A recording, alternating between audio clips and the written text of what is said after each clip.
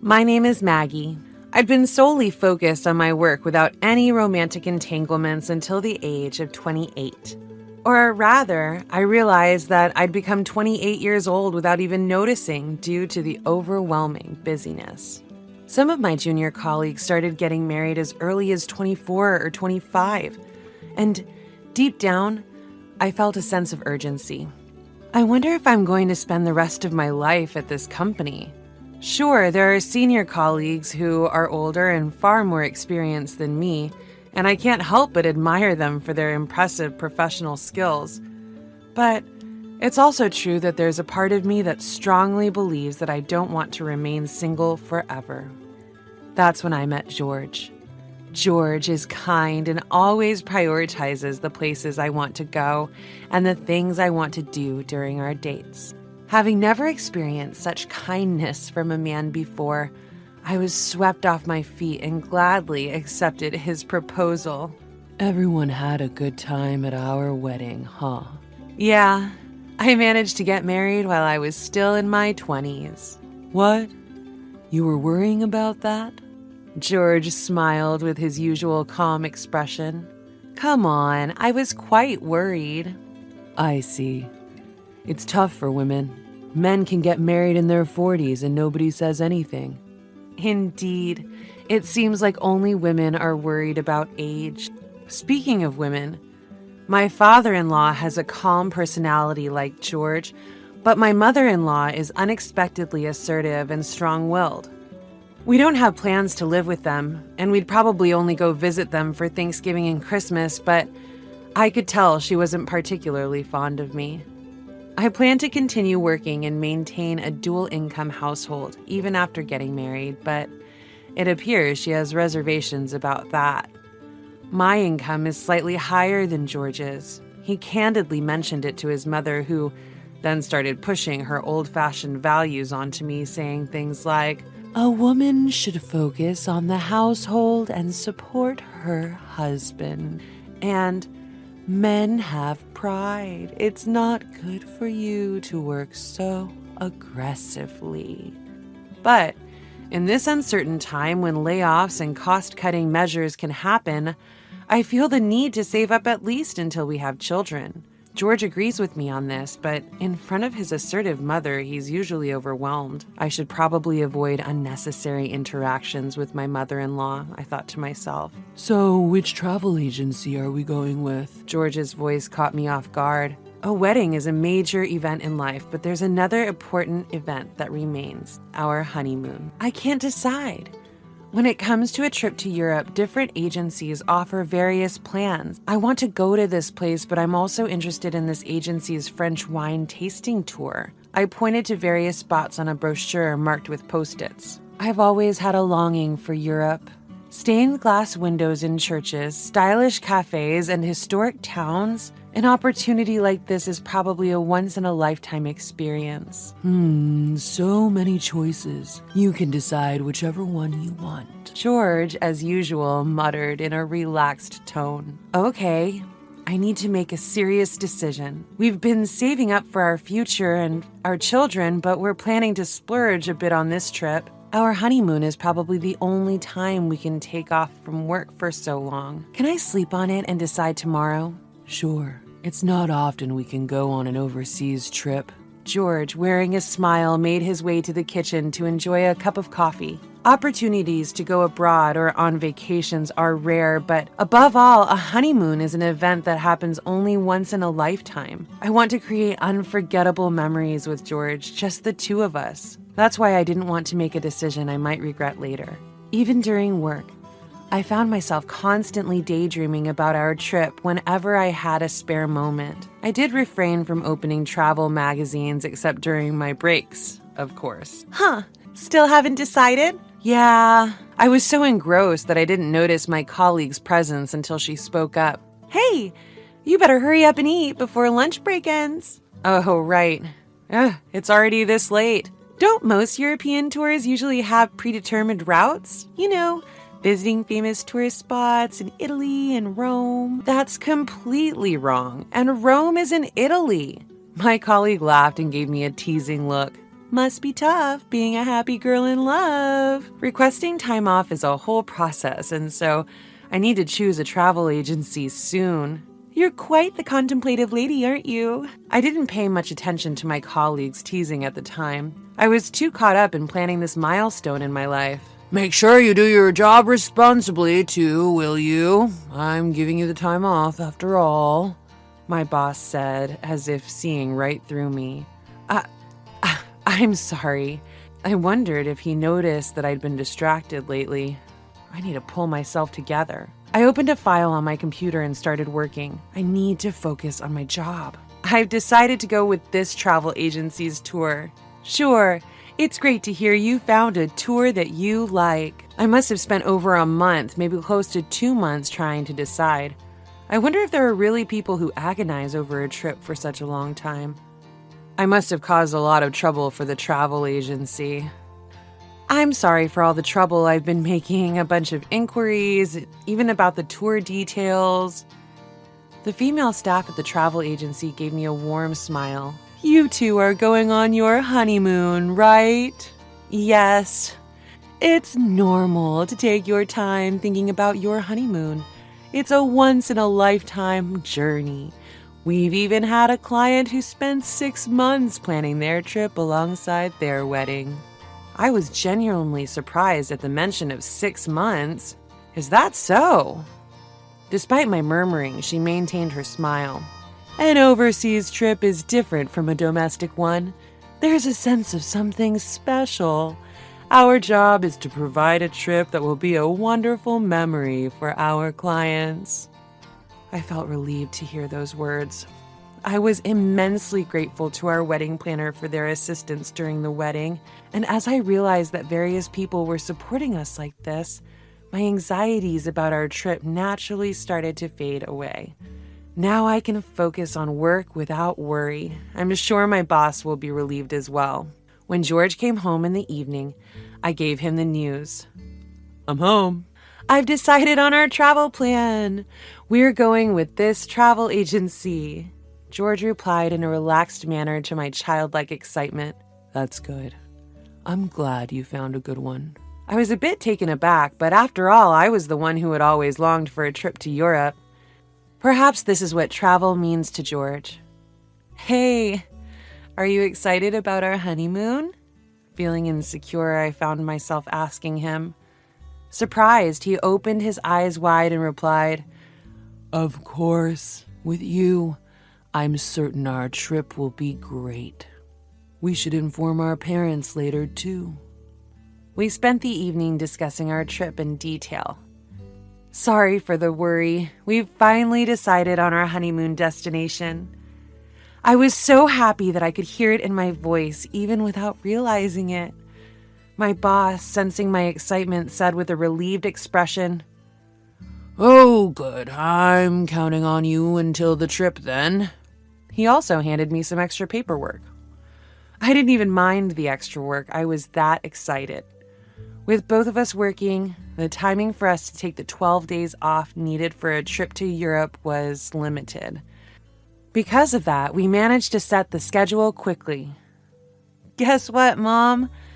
I couldn't contain my happiness and immediately called my mother when I got home to tell her about the trip. That sounds wonderful. I'm looking forward to the authentic European souvenirs. Something authentic, huh? Maybe I'll look for something stylish, accessories or something. My mother seemed ready to happily send me off on my trip. All I had to do was pack. I've always loved packing for trips. I should also check the weather of the places we're going. Why does preparation for something fun proceed so smoothly? Unlike me, who's impatient, George, with his relaxed personality, seems to take his time with his travel preparations. A week before our trip, both of us had finished packing. Hey, can we buy a new suitcase? I was taken aback by George's sudden question. Suitcase? What's wrong with the one we have? Wait, are we going to repack everything? In response to my rapid-fire questions, George murmured, Well, not quite. I was thinking of preparing an additional new suitcase. It's true that the suitcase we have is of medium size and there's not much space left once we pack 2 people's changes of clothes and other necessary items, including a folding umbrella for the trip. We should have enough space to fit souvenirs for our parents and work colleagues, but if I come across a lovely antique or something, I might end up wanting to buy it. That might be a good idea. We could use one more. When we have to carry them, you and I can each hold one. Yeah, thank you. I was genuinely happy that George showed interest, as he rarely voiced his opinions during our wedding planning or previous trips. And then it was the day before our honeymoon. I felt my heart race with excitement as I realized that tomorrow was finally the day of departure. What if I can't sleep tonight? But it would be a shame to feel sleepy during the trip. While I was preoccupied with such thoughts, I heard the doorknob turn. I'm home. Hey, I'm worried I won't be able to sleep tonight because I'm so excited. George? George, with a solemn look on his face, started to speak. What could he want to talk about the day before our trip? There should be no issues with our passports or documents. What's up? He began speaking. About my parents, Then a shocking phrase slipped out of his mouth. I was planning to ask you to take care of my parents' plane tickets, but I forgot. Do you think it's still possible to make an arrangement? For a moment, I was unable to comprehend what George was saying. Wait, what are you talking about? When I asked, he explained. I told my parents about the trip after everything on the itinerary was finalized, but they got upset, saying that it's normal for the groom's parents to tag along. By any chance, have you already purchased their tickets? I felt my blood start to boil at the sudden and unexpected conversation. What are you talking about? A honeymoon is supposed to be for the couple, isn't it? It's absurd for parents to come along. But my parents were overjoyed when I told them it was a trip to Europe. But just because they're happy, we had just gotten married and this was supposed to be a special trip for us. Does George think of it as a regular family trip? Then suddenly the doorbell rang. Without making eye contact, I glanced at the intercom screen and saw George's parents. Contrary to my shock, George casually responded through the intercom. I'll open it now. And quickly let them into the living room. Sorry to barge in like this. In my mother-in-law's hand was a bag stuffed full of luggage. Mother-in-law? Taking advantage of my stunned silence, my mother-in-law kept talking. A Boston bag might not be suitable for a flight. We heard you guys prepared a suitcase for us. The suitcase was for them? I felt a sense of weakness wash over me. As I looked at George, he had an expression as if this was all to be expected. I don't want to argue with my in-laws, but I couldn't back down on this matter either. After all, we had spent so much time planning this honeymoon. Plus, there's no way we could get additional tickets at this point, and I verified online that the tour bookings are already completely booked. This is our honeymoon, you know. But my mother-in-law answered in a very matter-of-fact manner. So what? George wasn't taken aback either. My father-in-law was standing behind my mother-in-law holding a huge amount of luggage. A honeymoon is usually just for the couple. In response to this, my mother-in-law replied, Didn't you come to marry into this family? It's only natural that a wife serve her husband's family, isn't it?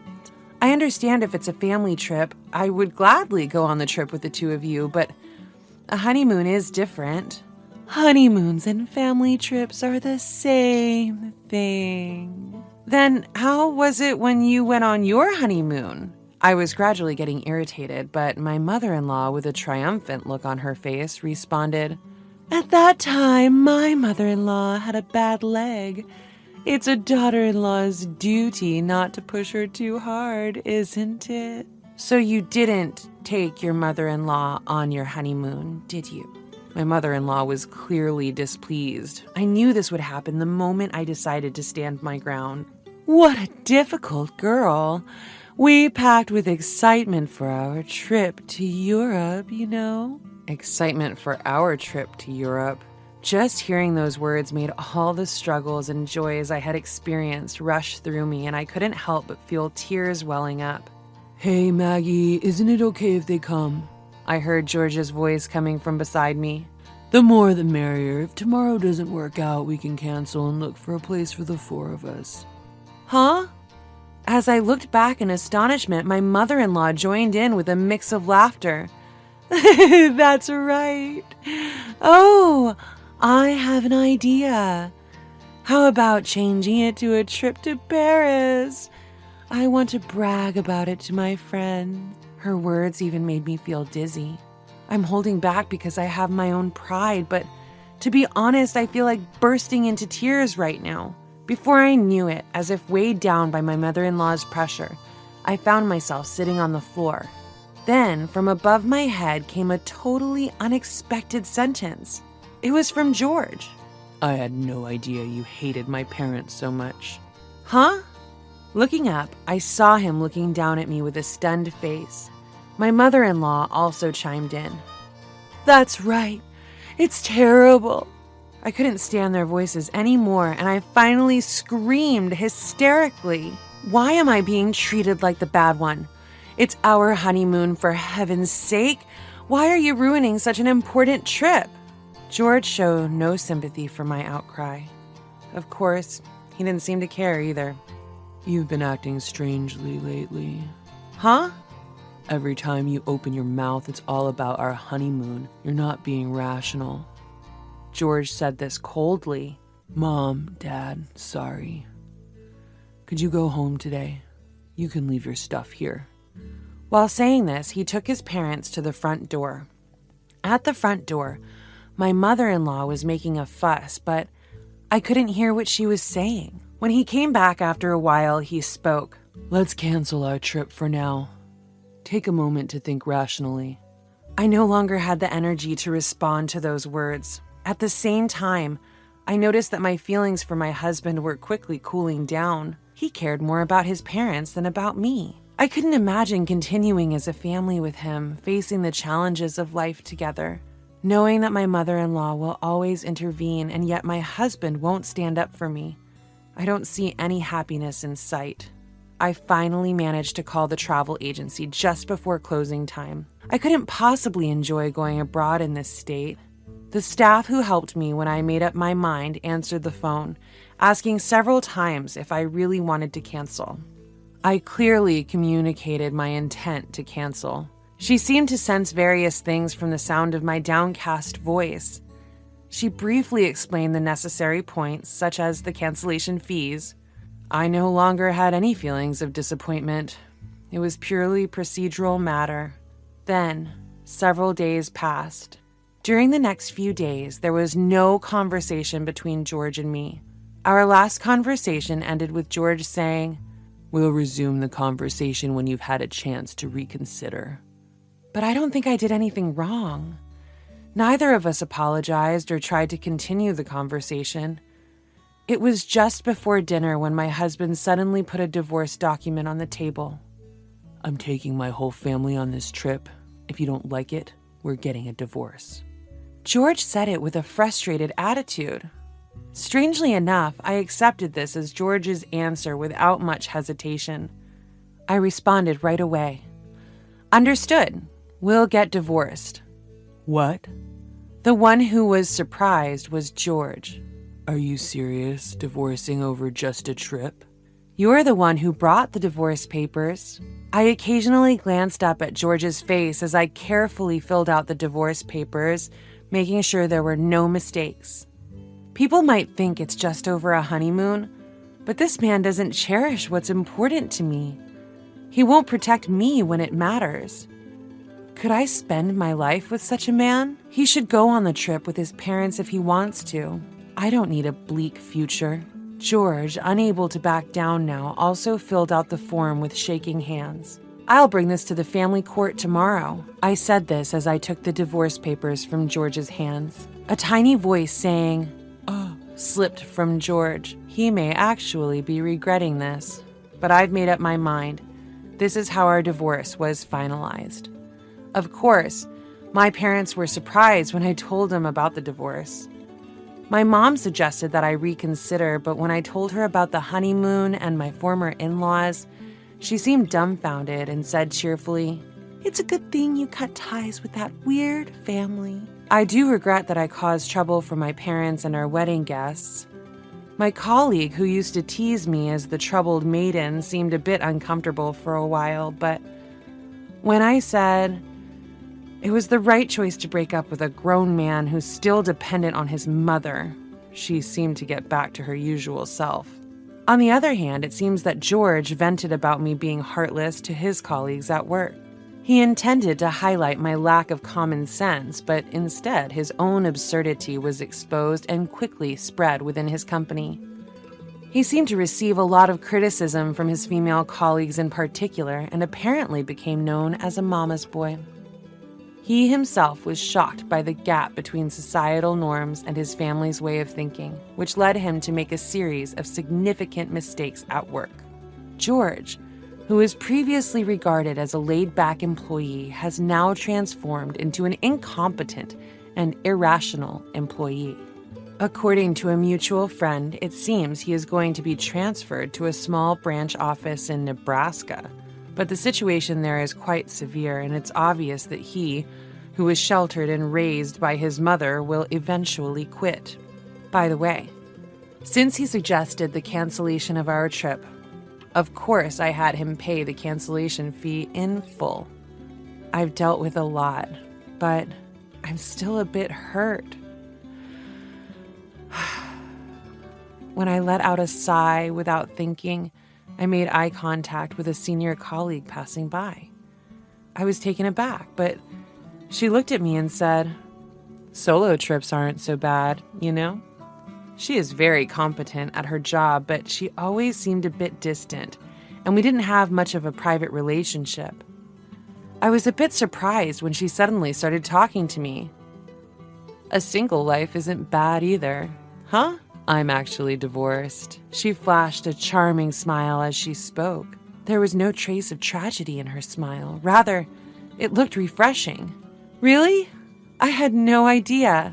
You see me as someone fully dedicated to work, right? In the past, I was desperately trying to become the perfect wife. I kept pushing myself beyond my limits, constantly restraining myself. I didn't know she had such a past. Until now, I thought I was only interested in work, and she always seemed perfect in my eyes. I was pushing myself too hard. At that time, a bunch of my colleagues got married and quit their jobs all at once, and I guess I was in a rush to get married too. I felt the same way," I found myself saying naturally. "When I save up some money, I go on solo trips. You know, being alone can be quite nice." "Is that so? Why don't you try it once you've saved up some money? Of course, I wouldn't mind accompanying you." I couldn't help but smile at her words, and before I knew it, we were both laughing. I realized I might have been shackled by society's expectations of happiness. I want to become a free spirit like her, not bound by anything. What is my happiness? Is it working? Or maybe having hobbies? Maybe I might find a true life partner. Someone who isn't my ex-husband. In any case, I have plenty of time